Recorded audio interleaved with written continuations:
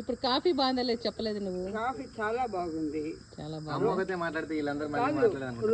రోజుకన్నా ఏమి ఈ రోజు కాఫీ బాగుందన్నా, ఎందుకంటే మా మనవడితో పాటు తాగుతున్నా కదా. అంటే రోజు బాగాలేదు, ఈ రోజు చాలా బాగుంది అంటున్నావు. మనవడితో కూతురు చేసే కాఫీ వేరు, మనవడితో పాటు తాగే ఇది చాలా అన్యాయం. రేపు నుండి కాఫీ పొడిలోకి కాఫీలోకి చక్కెర వేయకుండా కారం వేసిస్తా, అప్పుడు కుదురుకుంటుంది. కారం కాదు, ఉప్పు వేసిస్తా, మా ముసలమ్మ అప్పుడు కుదురుకుంటుంది.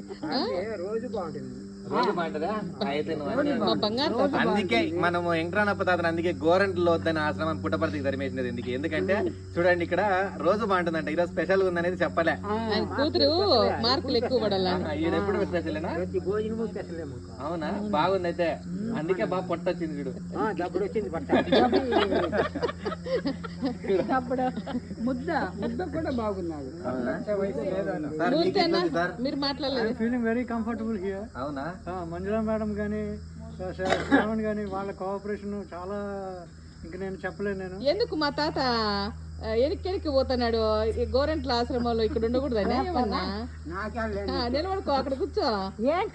చూడు రాజు అన్న ఇక్కడ ఎప్పుడు రాజు అన్న అయితే శ్రావణ్ వాళ్ళిద్దరు ఫ్రెండ్స్ అన్నమాట. శ్రావణ్ ఎక్కడుంటే రాజు తాత గాని అక్కడ ఉంటాడు, గ్యారెంటీగా ఉంటాడు. రామన్ దగ్గర ఏది హనుమంతుడు ఉంటాడు, అట్లా ఉంటారు వీళ్ళిద్దరు అనమాట. నైట్ గాని అంతే, వాళ్ళిద్దరు ఒక రూమ్ చేరుకుంటారు అనమాట. ఇది హనుమంతుడు లక్ష్మణుడు. ఇప్పుడు అందరినీ మాట్లాడినాం కదా, ఇక్కడ హోసేరాములమ్మ ఉంది కదా, అమ్మతో గానీ ఒకసారి మాట్లాడండి. నువ్వు కనపల్లి అనుకుంటారు, నేను వీడియో తీస్తున్నాను అనమాట. నేను అందుకు కనిపించలే, నా వాయిస్ అయితే ఇచ్చినాను. కాఫీ బాగుందా లేదా? నువ్వు అబద్ధం చెప్పొద్దు అమ్మ.